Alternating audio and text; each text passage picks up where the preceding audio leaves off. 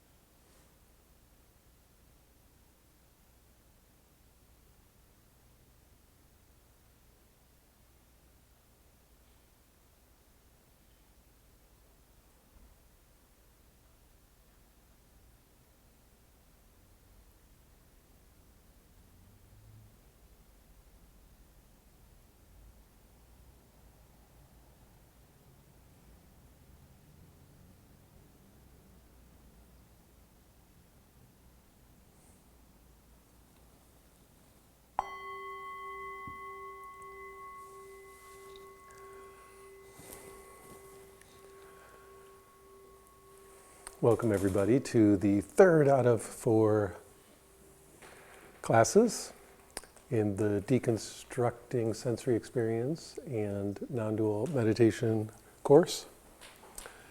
And in a way, this is maybe the big night. I don't know, next week might even be more important, but this third stage, the stage of wave-like phenomena, of impermanence, of vibratory stuff, is for me super fascinating and a real marker of, when one's meditation starts to get super powerful, right? Even though each stage in the 4-stage model, how many people have not ever seen the 4-stage model I'm talking about? Good. Wait, you've been in all the classes, so you've seen it. That's why. Yeah. If you have not seen it, yeah. Okay, so, every stage is equally important. Every stage has powerful meditations associated with it. Every quality that I'm going to give to a stage actually is present, at least to some extent, at all the other stages.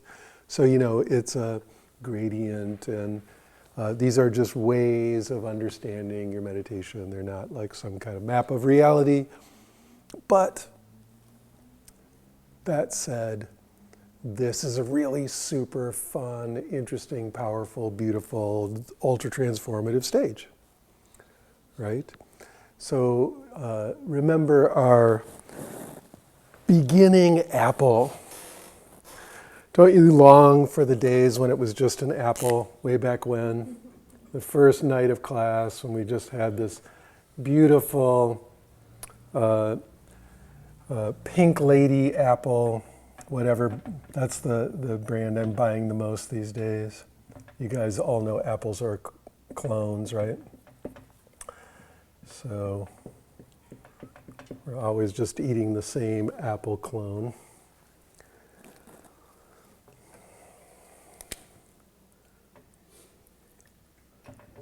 So we start out with our apple, our nice, solid, beautiful apple. And remember, the very first thing we do when we're meditating on this apple, we're basically just in our mind thinking something like, let's get a good color here, yes. Apple as a concept, right? We just think, oh yeah, apple. And it's just a concept. And we don't really engage the object very much at all.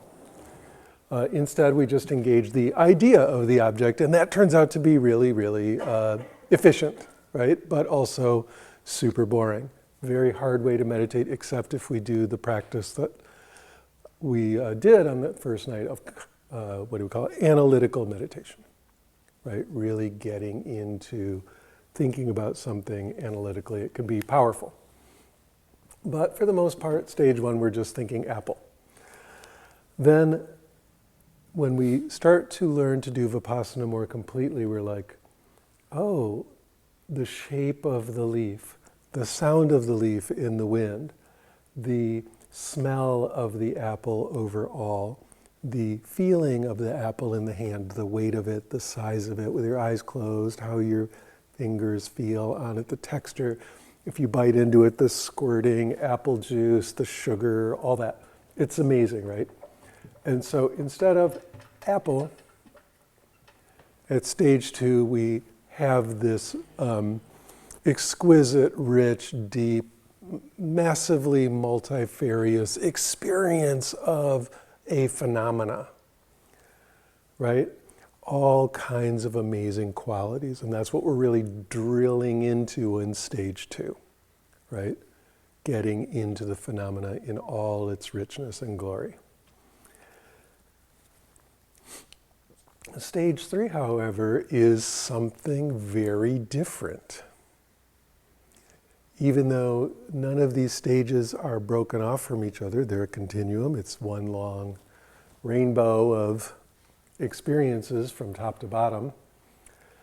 A funny thing happens when you start looking at the qualities of this very closely, very continuously, with a lot of concentration and a lot of equanimity over and over and over and over and over. And that is, it's moving. It's changing. Every one of those qualities is continuously different than the moment before. The sound of it in the wind is different on its leaf. The taste moment to moment is different. The feeling is subtly different as there's different, amounts of vapor on it or wetness on it or whatever. As you're looking at it, you get so into noticing every little shade of green, yellow, red, purple, reflecting off it, you'll start to notice that those are subtly changing all the time. Every part of it is changing. And at a certain point, it goes from, the leaf was wiggling every once in a while in the wind, and that was the only change. Other than that, it was solid, stable, continuous, always this apple, except if I looked at it over weeks. But moment by moment, it seemed very, very solid. As our concentration goes up, as we get more and more into each little sensory detail, and especially as our equanimity grows, a very weird thing happens, which is it starts to seem more and more like some kind of vibratory phenomena, okay? And eventually, that will become the most important thing about it. Like previous to that, you're really into the qualities, the shape, the color, the size, all that. And all those qualities become more and more heightened, more and more fascinating, more and more interesting. you're getting in there. As you meditate more, your ability to contact those goes way up.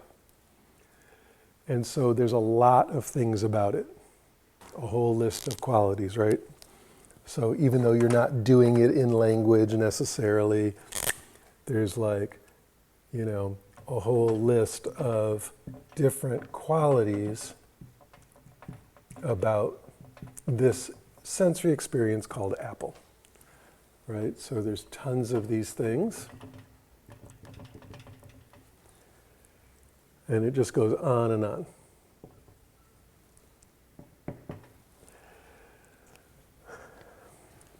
And, maybe at some time, like you're biting right into it, taste becomes quality number one. Or you're gazing at it and the sunlight's hitting it, and maybe the highlights and shadows becomes quality number one. There's, at various times, different qualities come forward as what's most salient, what's most interesting, what's the most powerful, right? But eventually, as you get down in there, one quality becomes dominant always. And that is, we'll call it change. And when that becomes the dominant quality, when change becomes the main thing you see, you have hit stage 3. So all of these may still be present. It's not like they disappeared or went away, but after a while they kind of go into the background and the foreground just becomes, man, there's a lot of change happening. And I'm calling it change just to make it accessible to the other stages, like stage 2 phenomena change, even concepts change, right? So change is one word we can use for it. But the experience is more like vibration, waves, undulation, things going up and down, things getting bigger or smaller, expanding, contracting, stuff like that. And that becomes the number one thing. And that is really, really a big moment.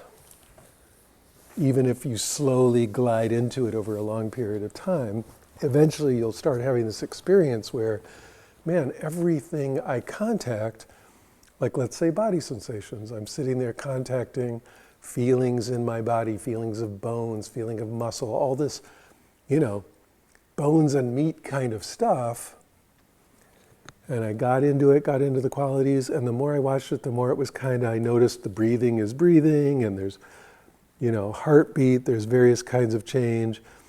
And then as my concentration got better, the change got smaller in a way, like it's happening on a smaller and smaller level, and it's like vibration, or like waves, or things growing or shrinking, right?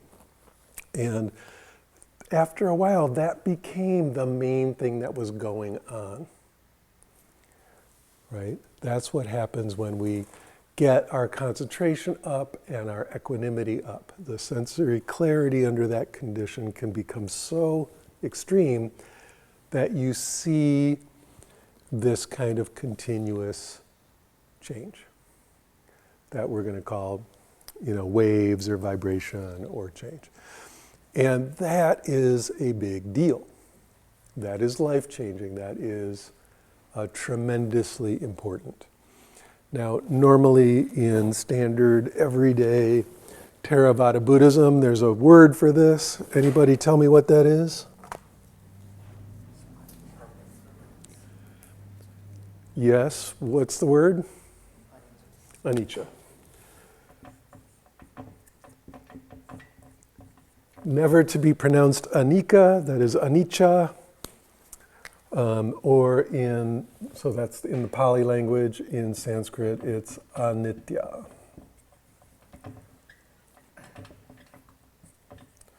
Okay, so that means impermanence. Nicca or nitya, permanent, not, right? So not permanent.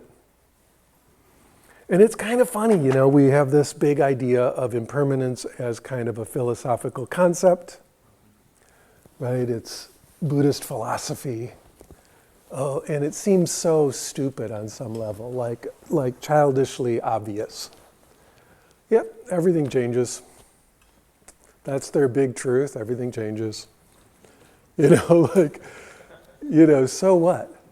And yeah, it's kind of a bummer too, like everything's going to die. Okay, right? Is that it? That's all they got? That's all we got as Buddhists? As a philosophical concept, it seems obvious and maybe kind of like a drag. Everything I love is going to die. You're going to get old and get sick. Everyone you know will eventually also either hate you or get old or die or all of the above. It's just this kind of philosophical sour grape. But it's different when you start experiencing it in your senses. Instead of just on that stage 3 conceptual level, as a concept, you start noticing impermanence directly. Now, all of us notice impermanence directly all the time. As a meditation teacher, it's funny because I have people often say, Michael, you talk about the importance of impermanence, but I've never had insight into impermanence. I've never seen any anicca.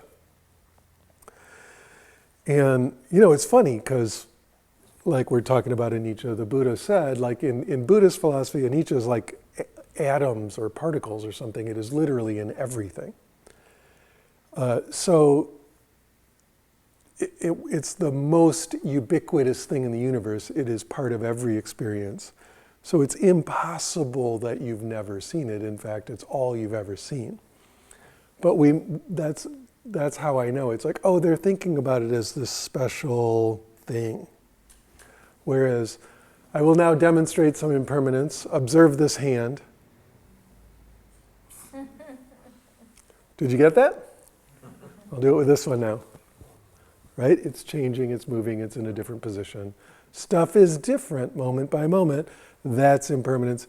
It's not that special again. It's kind of ubiquitous. It's everywhere.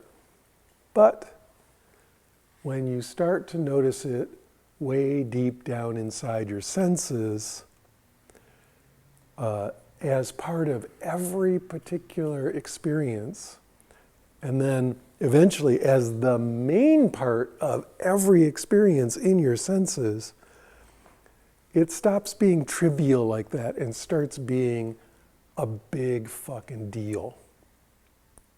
And really massively, overwhelmingly fascinating and interesting. Okay?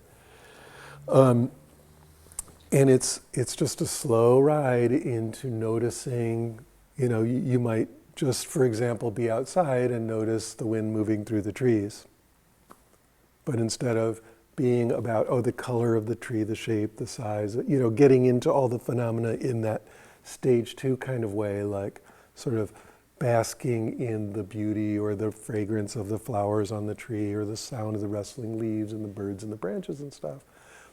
You're just noticing the sound is changing, the aroma is changing, the sight is changing continuously. If you were feeling the trunk of the tree, it's moving in the wind and all that. There's no moment of that tree that is like any other moment. And so as you're contacting it as a sensory thing, that stage 1 thing of tree, which we just shattered when we moved into stage 2 and turned it, noticed that it was like a smell and a shape and a color and a movement, all that stuff, it even shatters further into a bunch of stuff changing. And like, as I'm saying it right now, it might still sound kind of weird and conceptual, but the experience is so like socking in your face, like there's just a bunch of stuff changing, right? And so we've got, instead of the concept of the tree and then all the qualities, we have this vibratory thing, this continuous wave of stuff changing there. And that also leads to another huge idea, right? Which is that The tree isn't really a thing at all. Right? It doesn't, you can't sit there and say, oh, it's this one solid thing that's always the same sitting there, it's called the tree. When it's a bunch of continuously changing vibratory phenomena, the thingness of it breaks down, right? And that we call anatta in Pali, or atma in Sanskrit,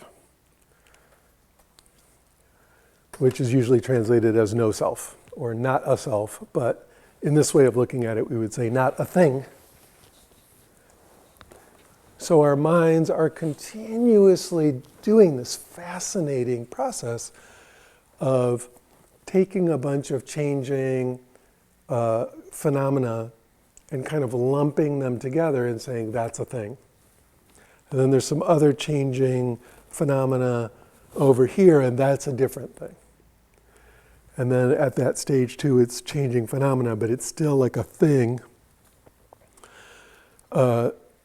And then we go up to the level of concept. Now it's a thing with a name and a bunch of ideas about it.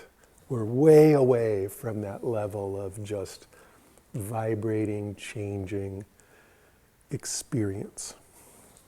Okay?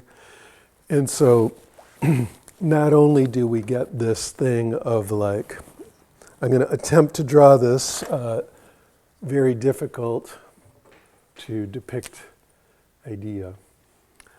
But instead of all these nice lines of shadow here, it's more like kind of waves, right? Everything is moving.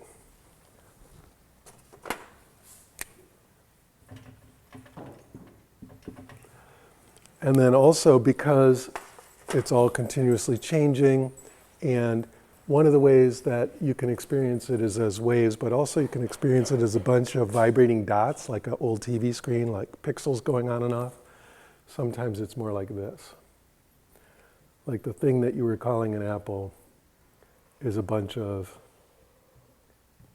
vibrating pixels.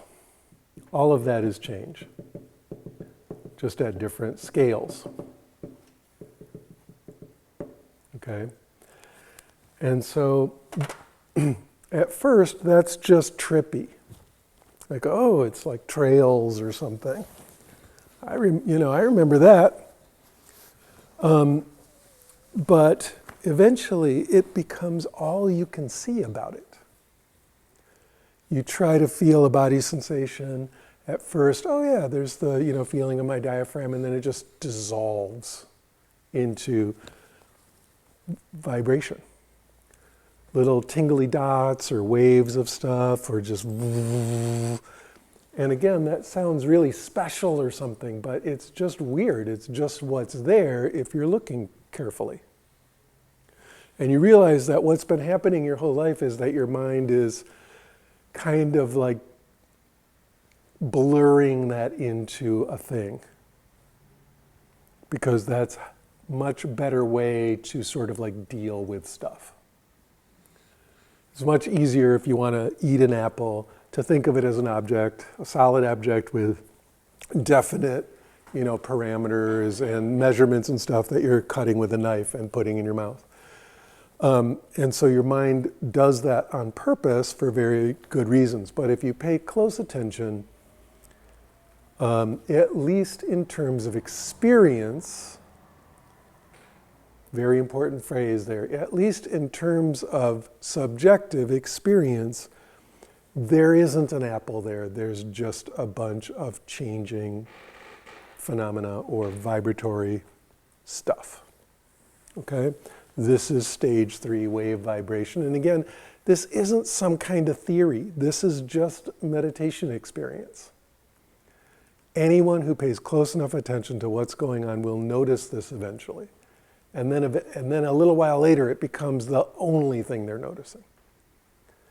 Every time they try to feel their body, it will just feel like a bunch of that. Anytime they try to meditate on their mind, it will be a bunch of that. right? It's not just in the body, it's in every sense gate. Every time you look out at the sun and the ocean and the rocks and the birds, it's a bunch of moving stuff, right? So this is just what meditation, particularly vipassana, looks like after a while.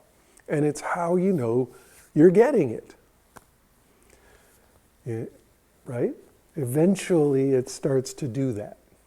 And that is amazing. It's a big paradigm shift from the normal world. We can all kind of understand that going out of concepts into the phenomena, right? Into the phenomenological world, the taste, the smells, the feelings, every little bit of size, shape, texture, pressure, density, all that. That's obvious in a way. This is less obvious, but it's just as available if you pay close attention. So that's stage 3, wave vibration. We're going to talk a lot more about this, but any questions yet? Yes? How would that be with sound? Sound is one of the most stage 3-like things already, right? It's continuously changing, so it's extremely easy to notice that it's continuously changing. Every moment of sound is different than any other moment of sound.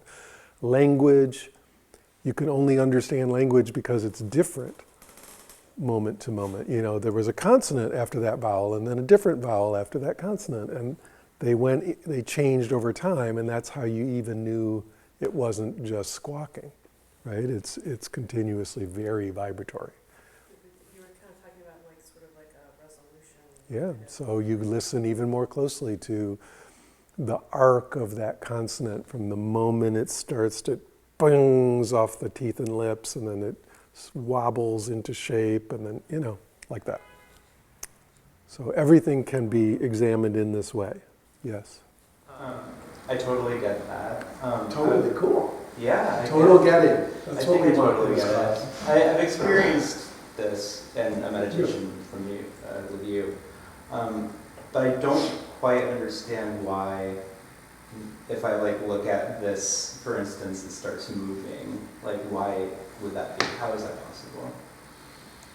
Like it's still and solid. Well, there's 3 answers. One is shut up, right? That's the Zen answer. Like, don't ask that question. Another answer is sort of the Buddhism as pseudoscience answer, which is like, well, it's actually down on the level of quantum stuff doing this weird thing or whatever. You'll hear that answer a lot. I'm not there to judge it, but I don't know. But the really definitely true one is because the only experience you're having of that pen, which is what he's pointing at when he's saying, the only experience you're having of that pen is through your senses. And the senses themselves are constructing it in this way. Yeah, okay. Now, notice that posits this whole thing of like there's a real world out there, real solid objects are out there, you're a real, you know. So I'm bringing in a whole bunch of Western science stuff on top of it, right? But it's definitely true that your experience of the pen is vibratory. Yeah, I kind of got that as like sight is just basically like frames moment to moment, right? Well, you wish it was that big. It's a zillion pixels moment by moment, yeah, right? Exactly. Yeah. Okay. Yes. Aside from this, knowing when you get here to the map, like, okay, you can measure, like, you get more clarity. Is there any use of knowing or seeing that everything is vibrating? So let's say... Not at all. Not at all. No, it's just curious. It's totally useless. No, we're going to get there. I mean, it's actually unbelievably important spiritually, right, or for your meditation. So we will go there. Yeah. Yes. Is this something that you can experience on hallucinogens? Remember I said, it's like trails or whatever. I recognize that, sure. I'm trying to latch on to like a possible relating to what you're Sure, explaining. So. sure. It's not, okay, again, everyone can relate to this. Watch my hand. Notice that in your sight screen right now, something's changing. Change is happening. But your mind on the concept level is going, nope, that's his hand. It's not changing, that's his hand. That's still up stage 1. Go down to stage 3 and notice, let go of all that, and there's just this wiggling thing in your sight right now. That's a wave. That's it. It takes no more relating than that. If you relax, on the level of concept, things are very static. We're all the same people who walked in this room. This room is this room. Every week when we show up, it's just this room. Right? On the level of concept, everything's really fucking dead in a really particularly Western culture dead kind of way. And so everything's continuously pretty much the same. And everyone gets really freaked out and upset when, or at least it's big news when something changes. Because, we have to update our map of concepts. But that's living in stage 1, concept land. Everything's dead in concept land. But by the time we get down to stage 3, all there is stuff changing. It's all you notice is that everyone's different than the people who walked in this room. The room is not the same room week to week. Everything is continuously changing, not as an idea, but as an experience. So it's very easy to relate to if you drop deeply enough into just experience instead of ideas about experience. What's really funny is this sounds like the hard idea.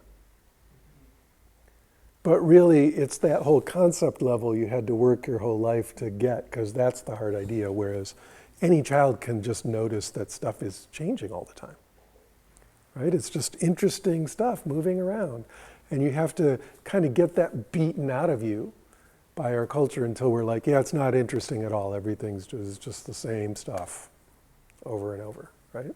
So this sounds like I'm explaining something philosophically hard, but it's actually very direct. Yes? So what is the quality of mind that is stopping us from experiencing? Is this because we lack sufficient concentration in any one particular experience, or is this the mind just constricting concepts? Right. So why aren't we experiencing this all the time? The easy answer that's kind of true is you are. Stuff is changing all the time, at least on the gross level, right? On the sthula sort of level of things, there's a lot of change happening. But if we're talking about the sukshma, very fine detail level of things, and we want to experience that, it's simply because in one way we lack sufficient concentration and clarity to notice it, but even more deeply, what is making everything clump together and seem to be things? Answer?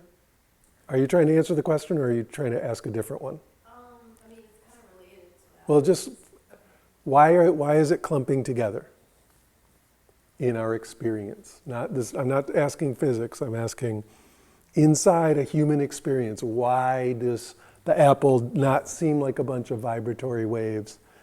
Because the brain is doing a constant need to make sense of the world. Why is it doing that?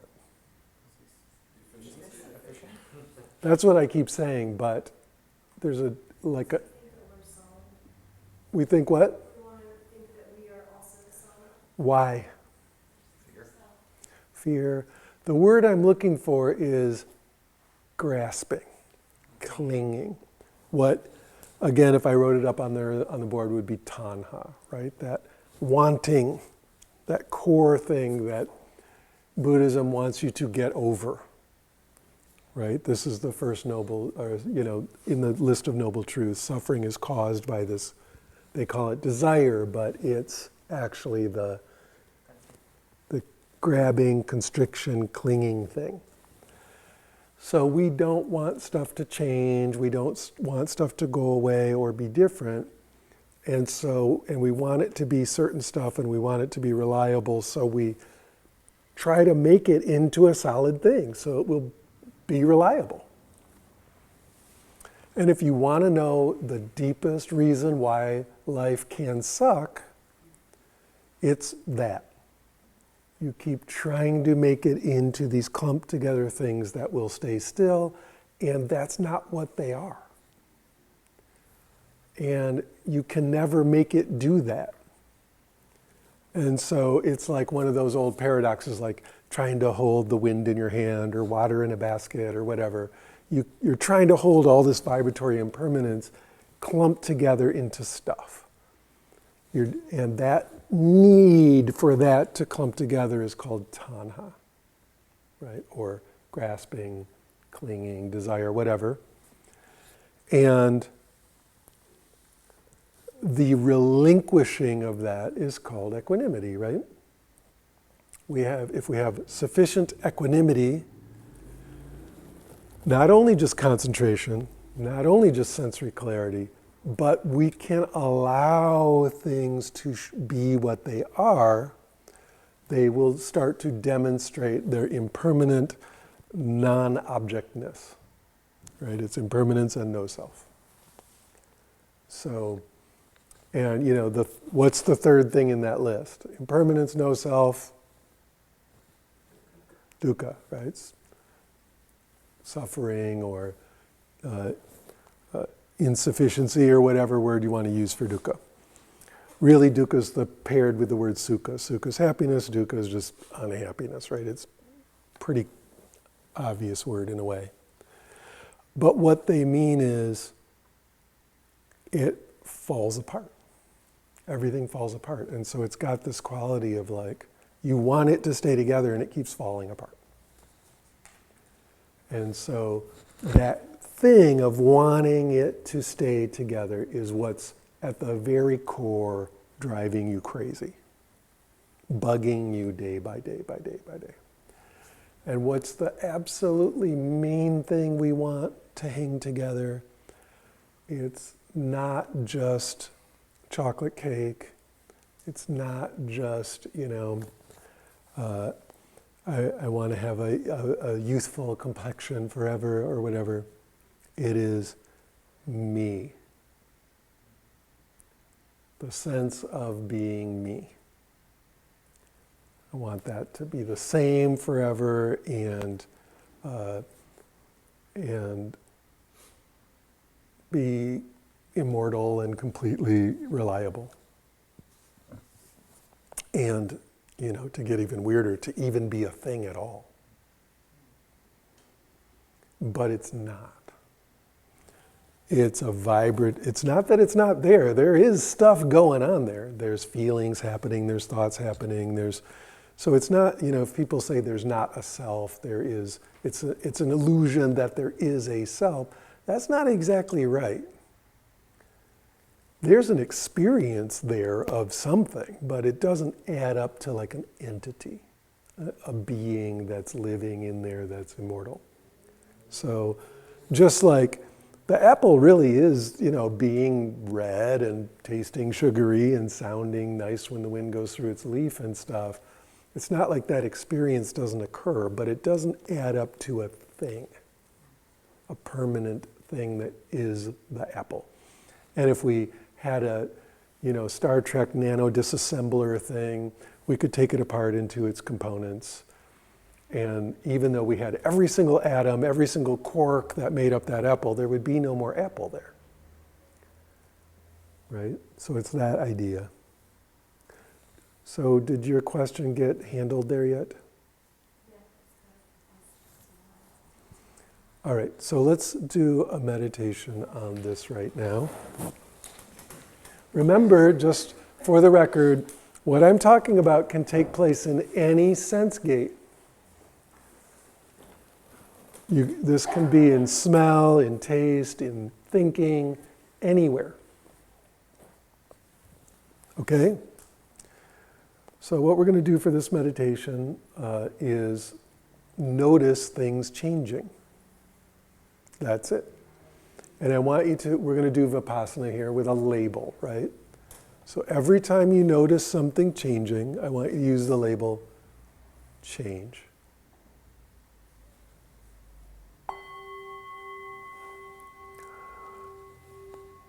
So in this particular meditation, just allow awareness to notice essentially everything at once. The sounds of the world around you, the feelings of the body, the thoughts moving through the mind, emotions moving through the embodied emotional sensation zone, maybe changes of light or smell or taste or whatever. All sensory phenomena. And in just a very, very open, very relaxed way, be with everything that's happening. And notice that if you simply sit there with everything that's happening, every moment is completely different. Sound is changing, mental talk is changing, mental images are changing, the feelings in your body are changing, you're breathing, so that's moving, your heart is beating, that's moving. If you're very, very sensitive, you can notice the air in the room is changing, there's all kinds of things. So just relax and notice change. And use the label change. And just be with that.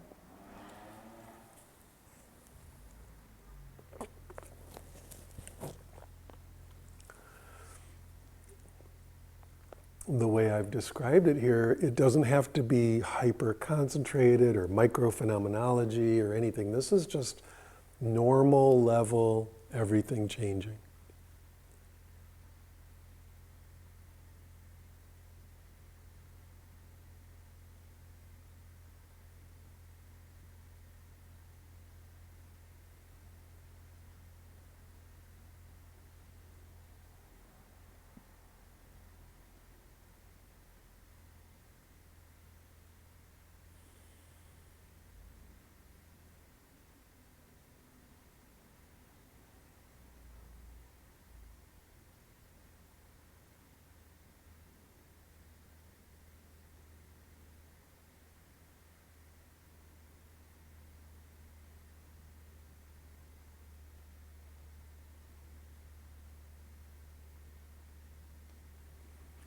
See how when you just try to find it, there is a heck of a lot of change going on.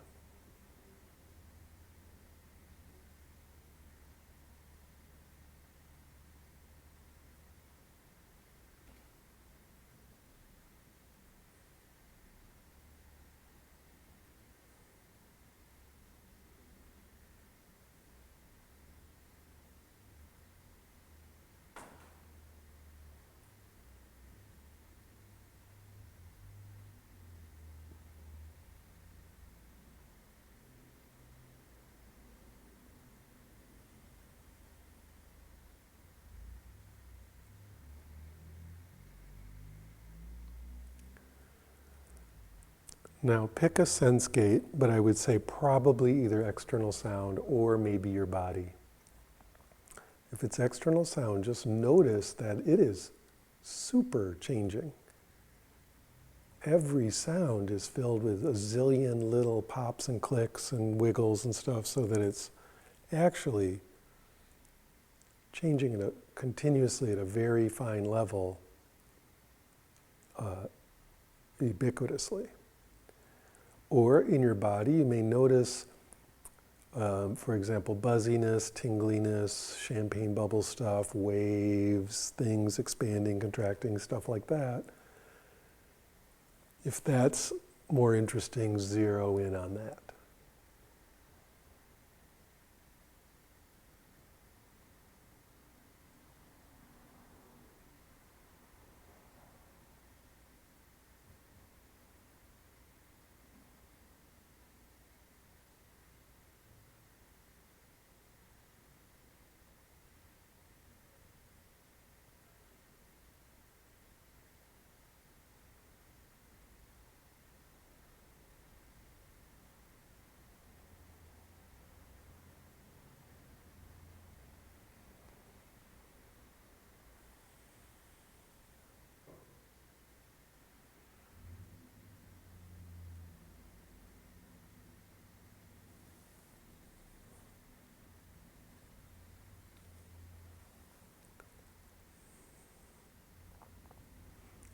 And notice the mind wants to make shortcuts, like, well, that's just that sound. That's just the sound of a car tire on the street. But that's stage 1 concept. Oh, it's just the same sound. Stage 3, that sound is continuously changing.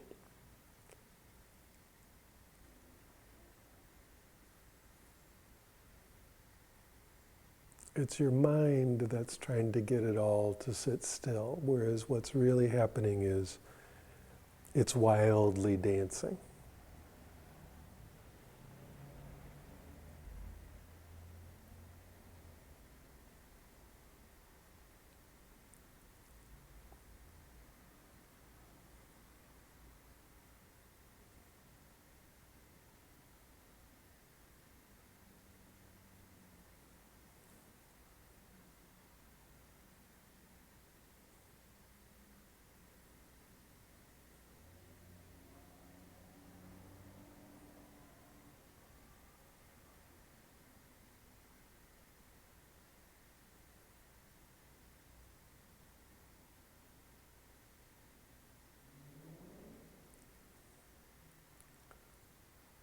Now let go of trying to do it with your mind and just surrender to all this flow that's happening, all this change, all this continuous vibration, undulation, expansion, contraction, wiggly, shimmery stuff. Just let go completely. You're not doing it, it's already happening.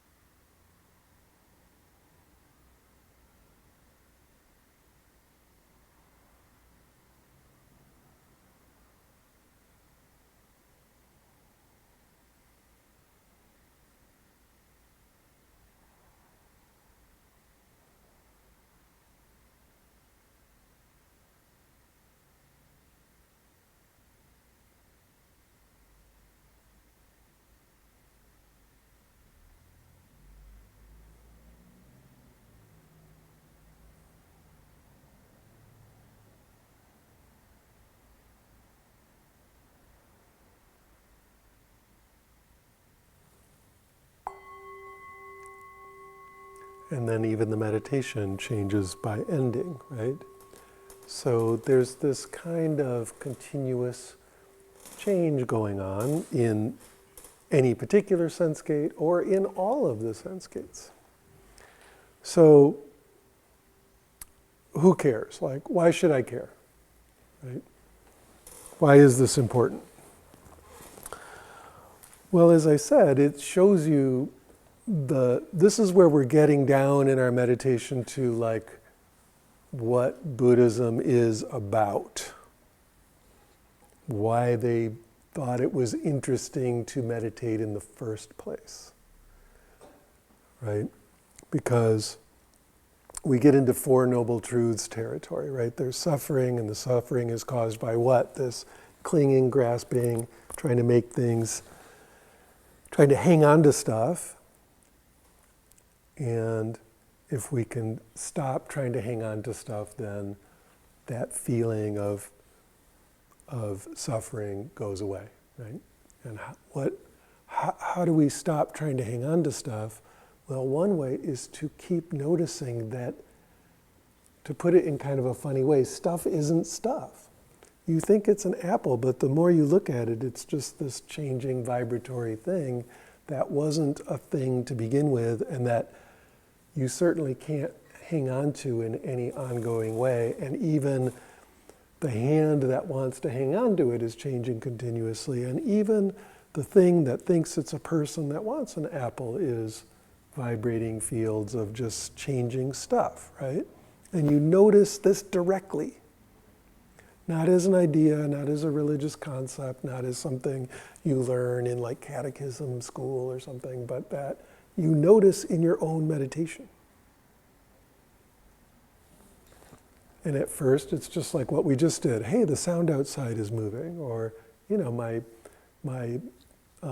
hip feels kind of buzzy and tingly right now. It's changing, and I'm breathing, so that's changing, right? It's kind of mundane, but the more you go into it, the more extra mundane it really gets. It gets very anti-quotidian and really super fascinating in a way that is shocking, because it just seems like it's kind of, I'm just getting more and more into this meditation thing, and all of a sudden something really different is happening. So we start noticing anicca, right? Everything's changing continuously. We start noticing anatta, which I always call things aren't things, right? We have been reifying, we've been making these waves into objects, but below a certain level of conceptualization, they just turn back into waves. Our mind lets go of trying to clump them, right? And then the third thing, the dukkha, starts to relax because we're not trying to clump it together. When we're not trying to clump it together, we're not suffering. The suffering is because it's continuously falling apart of its own accord. And we are trying to stop that from happening. So you're right in like the deep, serious truths of Buddhism level when you get to stage 3, right? You're really feeling it. Even if it doesn't feel like an awakening in some kind of like the sun arises in my mind, and kind of way, you're definitely getting it. You're definitely getting it. That meditation you just did was getting it. Noticing that there's a bunch of stuff continuously changing, right? That's right in the pocket. You're starting to do the thing. So there's that. So that's one reason it's important, like awakening. It does some other really fascinating stuff, though. For one, boy, there's a whole bunch of them. But for one, the considering yourself as continuously changing waves, experiencing that is very freeing. It's like the ultimate change mindset, right? Go to a corporate training on change mindset. They don't. What's the core idea is stuff is not fixed, right? You can learn. You think you have these qualities, I'm the best thing in the world because I have great math skills, and I'm a piece of shit because I have terrible clothing skills or whatever. And those things are just fixed. That's it. I was born that way, and I'm going to die that way. But of course, the whole idea of change mindset is that is incorrect. You can learn, and stuff can change. And so everything is motile, right? It can learn, it can grow, it can shift. So this is like the ultimate version of that. Every single thing about you is continuously changing. Continuously moving, continuously updating, growing, learning, all that. Yes? So what do you do if something seems stuck? First for of all, example, it's a really important word you used, seems. It's never actually stuck. But which level are we talking about? Like, give me a... So for example, there's like a pain in my head at sometimes that Yeah, I meditate pain. on. Pain is one of the, another thing I was going to come to, so we'll do that right now. Meditating on pain in the vipassana way is like magic. I've worked with people, I tell the story all the time, who have like level 11 excruciating, agonizing, permanent 24 hours a day pain, right? They are not kidding. There's no amount of opiates that relieve it after a certain level, right? You're just in complete, exquisite agony all the time. And what does someone like that do? Well, one of the things you can do is vipassana.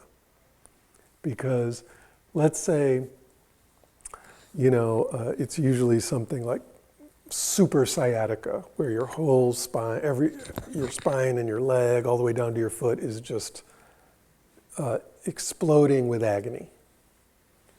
And that's there the whole time. There's no position that's comfortable. They're usually like packed in, in some kind of special chair at home with like bags of ice everywhere, and, just trying to make it through the next moment. But what's interesting, and this is a very long process, this doesn't happen instantly, but if we start to meditate on the pain directly, over time, over a long period of time, they start to notice that the pain is not the pain. That's a concept. And that the pain, even it has all these qualities, all of which suck, right? It's banging, it's jabbing, it's cutting, it's slicing, it's dicing, it's cold over here, it's hot over there. It's like electrical burns over here, it's like something else over there, right? So that's stage 2, getting into the phenomenology. But further down, a very weird thing happens, which is it's just some stuff changing. And it's still the same pain. It's not like the pain vanished, but some deep shift happens in the person's relationship to it. It stops being the thing, the pain over there, and starts being the shifting, changing, morphing wave phenomena. And at that point, they are hooked. This is very reliable, they will just start meditating all the damn time because it's such a relief. It's an absolute relief. And they have no reason to kid me or themselves about this. It's not like they're making it up, right? And certainly, I've had this experience a lot. If you're feeling tremendously awful in some way, but you're used to stage 3 and you start just allowing it to do its thing, it's a very different kind of experience. Again, it's not that the stuff goes away. It's that the experience of it becomes something very different. And to put it I'll say it like this because it's true, but all this stuff like in the body starts to be more like a massage because it's moving and changing. And even the mind, like everyone's so worried about their thoughts and they want their thoughts to change and their thoughts to stop and their thoughts to be different, and they're so worried about their thoughts. But at this level, thoughts are just movements in the mind. They feel delicious. It doesn't matter if it's a bad thought in quotes or a good thought. That's up way up here on the level of content. On the level of a wave, it just feels good. So eventually, and this is just very strange, but all these waves feel good. There's an in-between level in there where it's still there's still some glue of clinging in there and still some reification happening, and so it's like lumpy gravy. So it's partially moving and partially solid, and it can get really unpleasant. Instead of a massage, it's sort of like, you're in the dryer with a couple dryer balls, and it's like really, or it can be really harsh. But after a while, it gets real smooth, and like everything's kind of this dissolvey, bubbly hot tub of impermanence. very wonderful. And that's not even awakening, right? That's not even enlightenment. That's just getting good at stage 3. That's not, and again, that's not some magic hallucination. You're just noticing what's really there while being really relaxed about turning it into an object. Totally, reliably easy to teach people to do this if they put in the time, right? Because that's what's there. So again, it sounds super freaky or whatever, very easy to do.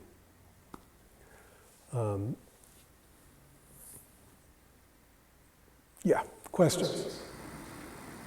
Yes. Maybe this is a shut-up question, I don't know. Is there any correspondence, or what does there say about like the impermanence, the waviness of the perceptions going on, and the impermanence and constructiveness of the external? Does that make sense? Like, yeah, you're asking, is the stuff out there really wavy and impermanent? Even accepting that I guess I was going with the idea that it's falling apart and rising and falling. It is at least doing that in our perception. So I kind of don't get your question. Yeah. Sense gates are sense gates.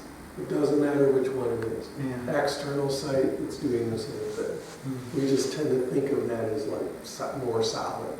Mm-hmm. But it's still just a sense gate. If you pay close attention, like, want to see the whole room move?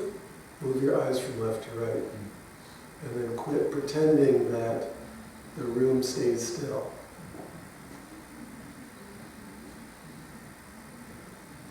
Can you notice that? Everybody try to do that right now.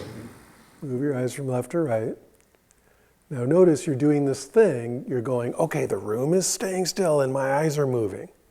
Because, that's a reasonable thing to do. But let go of that. Be 1 year old and notice that the whole room is moving as you do that. The image of the room is going like this, right? And you have this concept called room and you're keeping that still. But just stop doing that. You can get gigantic, do this with your head. It's like a whole bunch of shit is really moving, right? So in a way that's silly. It's like a little kid thing to do, but that's huge impermanence in external sight. Okay? Does that make sense? Yeah. Yes. Is there a type of meditation where someone maybe uses the sight and meditates on the sight particularly to see changes? Of course, yeah. So like meditating with your eyes open. Yeah, it's called vipassana. It's just vipassana in the external world. Yeah, or external sound. Try it sometime. It's a blast. Yes. So you mentioned like you define this state, this level 3, if you get clear, if you have equanimity, if you have concentration. And the moments, there are days, sometimes I just drop into this, and there are days when I sort of stay higher, and without trying to figure it out. And I was like, what was it there? What was it that allowed me to sort of drop into that? The usual answer Yeah. is probably your meditation skill is not wildly varying from day to day. Probably it's like you're more worried about something. Something in your external world is upsetting or more complex or whatever. And so, in other words, all other things are not equal. That's almost always the case. And so, To find that, sometimes it's just like, just drop it, surrender. It's sometimes just like, just accept that, or can you, is That's all equanimity. What's that? That's all equanimity. Just, okay. But if you're not aware of what may be in the background, sometimes it comes out like, oh, I'm noticing there's in the back there's a need to plan or something or whatever, and that's what's somehow perceptibly allowing it, keeping me rigid and preventing the melt, as it were. But sometimes it's completely unconscious. So how might one go about making it conscious? By meditating on it and noticing it, and then if you pay attention to it, it's going to vibrate and fall apart and vibrate and fall apart and not be a thing, right? So I wish I could talk about this level for like months and years because it's really, really, really fun. It's powerful. It's interesting. But I'll just show you one more really, really cool thing about it, and that is, remember we've got all these qualities like, I'm just gonna just say size, shape, texture, pressure, density, right? There's all these things that are qualities, and a zillion more. So on stage 2, we're making all these distinctions. Instead of just label apple, we're distinguishing it into lots and lots and lots and lots and lots of qualities. One of the translations of the word vipassana would be distinctions, right? Seeing these differences, right? Pasana just means to see. V can mean difference. So it can also mean in, like see in, insight. That's why it's called insight meditation, but another translation would be, to make distinctions. And so that's why sensory clarity is so important, because that's fine distinction. So we get more and more sensory clarity, we're just more and more distinctions, more and more richness of the sensory phenomena. But when change becomes the main thing we're noticing, and all of these are changing, we get a total reversal, right? All of it just becomes change. It's the opposite of a zillion distinctions. It just reintegrated and unified everything into one grand scheme. Not scheme, one grand field of vibratory, wavy impermanence.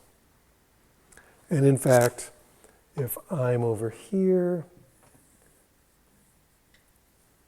and I'm looking at the apple, but the apple is vibrating, and then when I'm feeling my body, that's vibrating.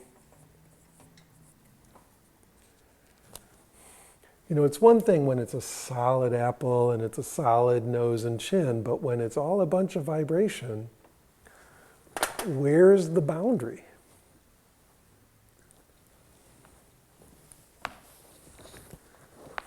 Between anything.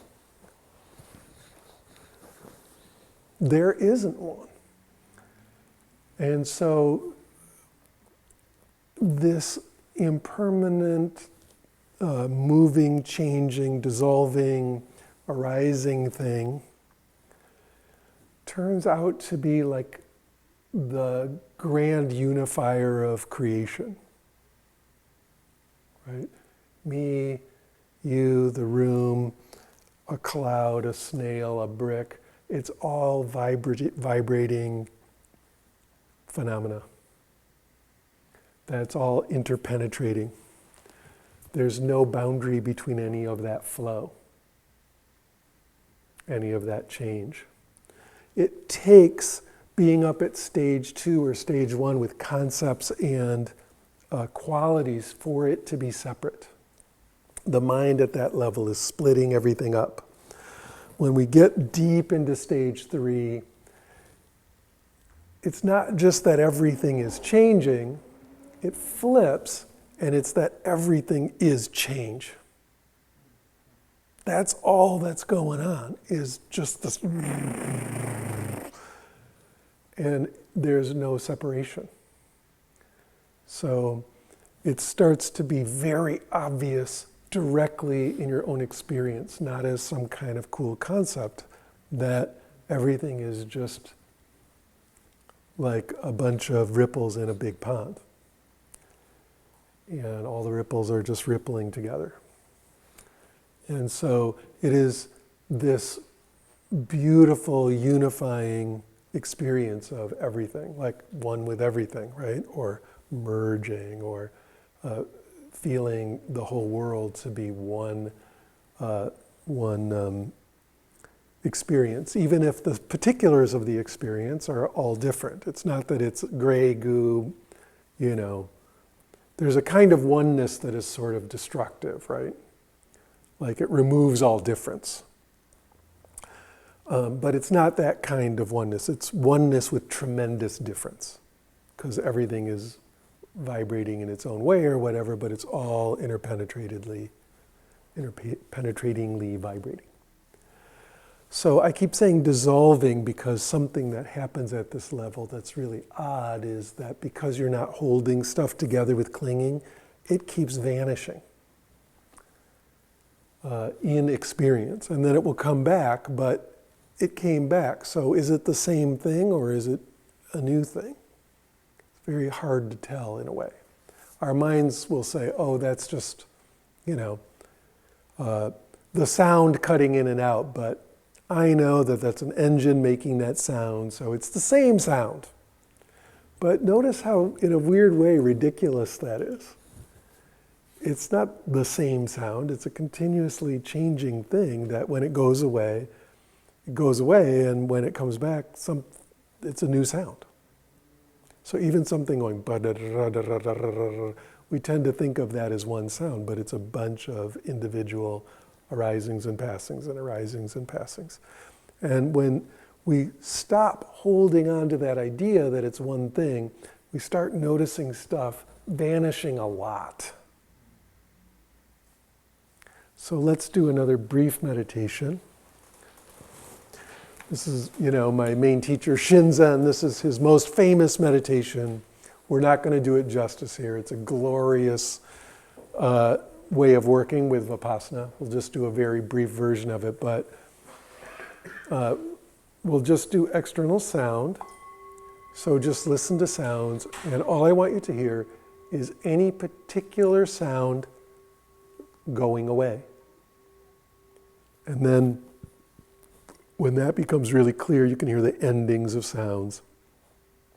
Then notice any part of any sound going away.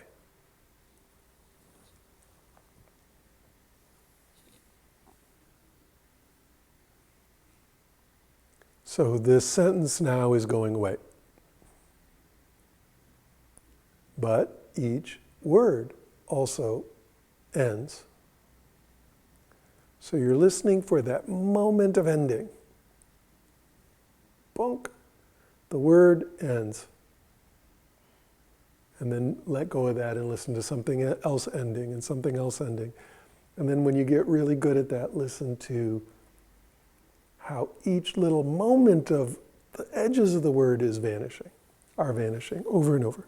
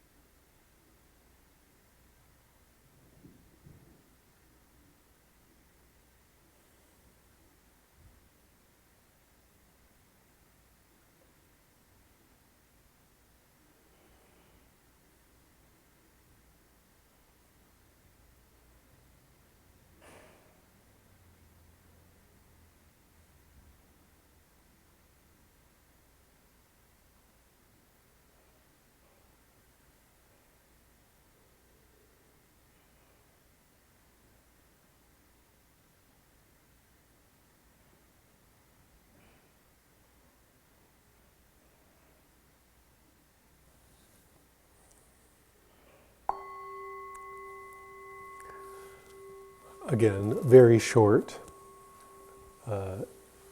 This is called meditating on gone, that moment of vanishing. Anybody notice that there start to be quite a few vanishings? Raise your hand if you notice that. Yeah. And especially if it's not just the end of a thing, but even any part of anything starts to become, in a way, all you notice is stuff vanishing. What's great about that particular way of working is that will start to lead you into cessations, right? Because more and more vanishings, eventually your whole mind just blips out for a second.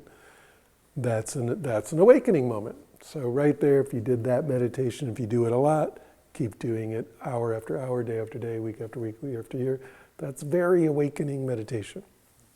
You know, another thing it will do is it just starts to find the stuck places and like dissolve them.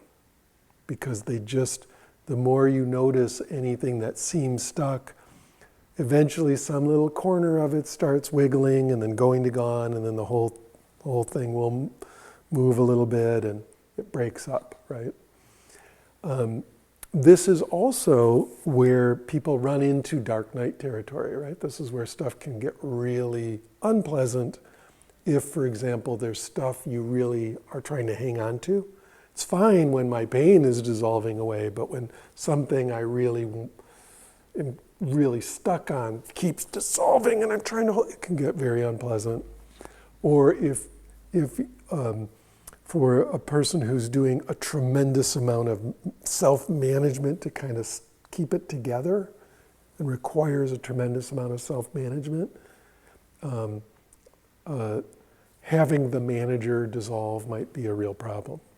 You know, like that could be a trip to the psych ward for a while. So, you know, this is strong stuff.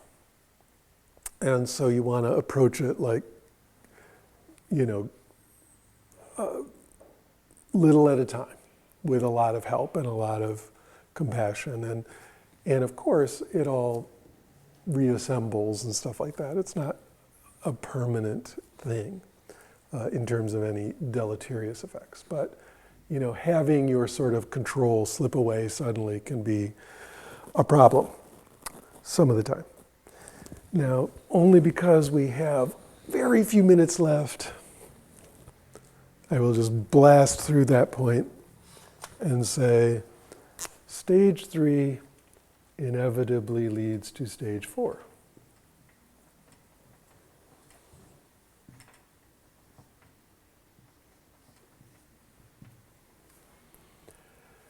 Stage 4 we just call awareness.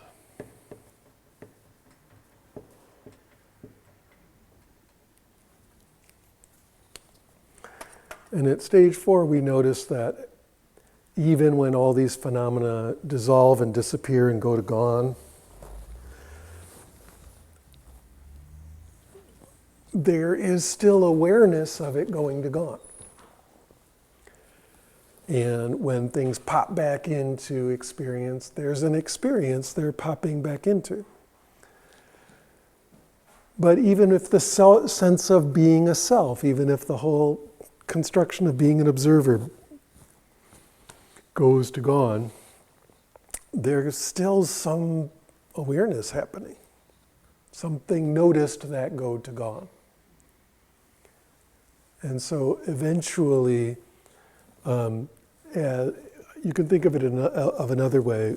You can think of it in another way where all the waves start to get bigger and bigger, and there's just more and more vibration, and it starts to get more and more space between the vibration. And what is there is just awareness.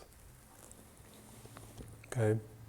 And so there's just, all we're left with is no sensory phenomena at all, and just plain awakeness, awareness, experience itself.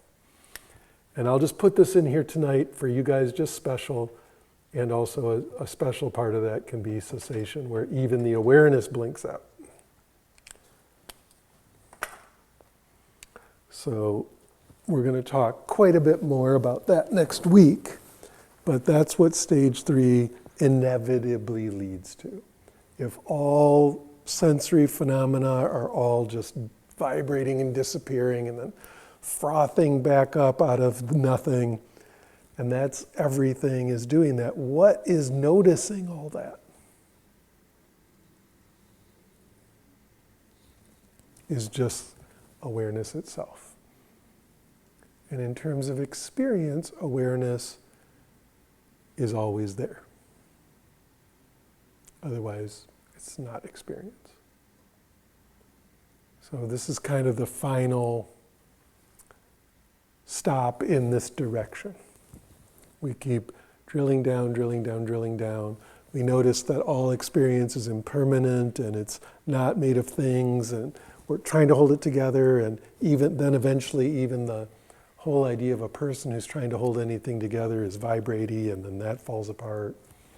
The whole idea of being a person at all just keeps going to gone and vanishing. And yet there's just this space of awareness where all that is fomenting. And so that's kind of the final stop. Now, of course, that awareness is present on all the other levels, just like vibration is present on all the other levels. And, some level of concept or fabrication is present on all the levels, right? So it's not like the awareness suddenly appears. It's the hidden thing or the support for everything else. That's how you even know other things are happening, right? But it's a very powerful moment when we go from thinking we're, these thoughts and feelings, and then you notice the thoughts and feelings are just a bunch of continuously changing vibration, and then the thoughts and feelings just keep going to nothing. What's left is just awareness itself. And then, again, that even that can blink out, and if that's done under the conditions of tremendous sensory clarity and concentration and equanimity, that's watching that just before it blinks out and just when it comes back, very, very, very awakening, very powerful. So that's stage 4. That's what we're going to go into next week. And because the class is called Deconstructing Sensory Experience, you see we've gone from 1 to 2 to 3 to 4. That's the deconstruction. Down here, there's no sensory experience at all. Or if there's any, it's just the experience of awareness itself, right? But remember, the second part of the title of the class is non-dual experience, and I'm going to show you how you can then use this awareness level, once that becomes very clear, to go back up the stack and meditate on all these other things in an entirely different way, right? And that would be like, early Buddhism, Theravada, we're going down the stack. And what you want to get is those cessations in early Buddhism. That's called nirvana. That's what nirvana means. It's a cessation. You've gotten so fine-grained on these everything disappearing that even you and all the world disappears for a second, and then it comes back, and then again it comes back. And the aftermath of that is like, that really is universe-blowing, mind-blowing, experience-blowing, life-changing. Because you just watched everything go away and then come back with tremendous clarity. And so that's Theravada Buddhism. But as we'll see next week, later Buddhism goes the other way. They start out meditating on awareness because you can just do that. We do it in here every Thursday night, right? Start out with awareness. It's not that hard to do. It's present at every level. And so it's just a completely different theory of how to meditate. It's like opposite. And so you tune into the awareness piece, and then you go back up the stack and start to notice vibration type stuff, notice all the sensory quality stuff, and even work with concepts and all that from the space of awareness. So we'll dig deeply into that next week. Tonight, however, for our final meditation, we will just quickly do a stage 4 direct experience of awareness meditation.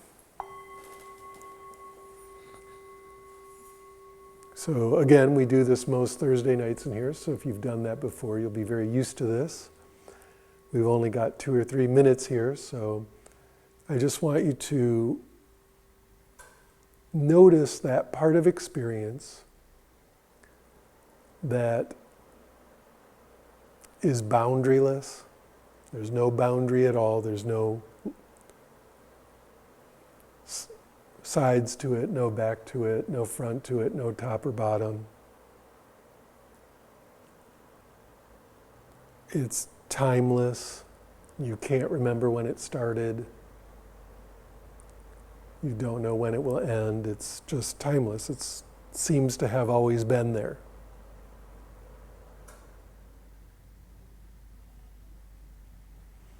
It has a certain kind of sense of tremendous space, like there's a lot of room.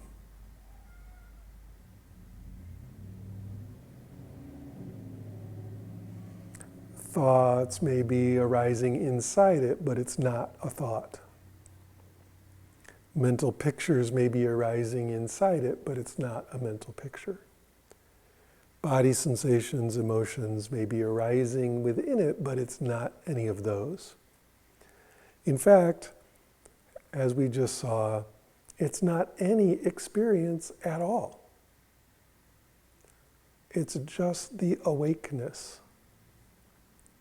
So the experiences are there happening inside it, but it's just that awakeness itself. You don't do anything to create it. You can't make it go away.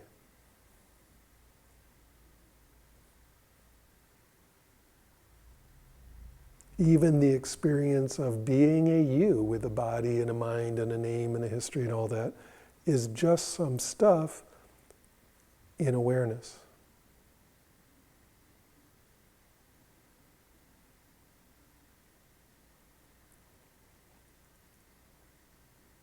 If you try to figure it out, you're totally lost. If it's something you're trying to get, that's hopeless too. It's already there. Just the wakefulness that's already there having an experience.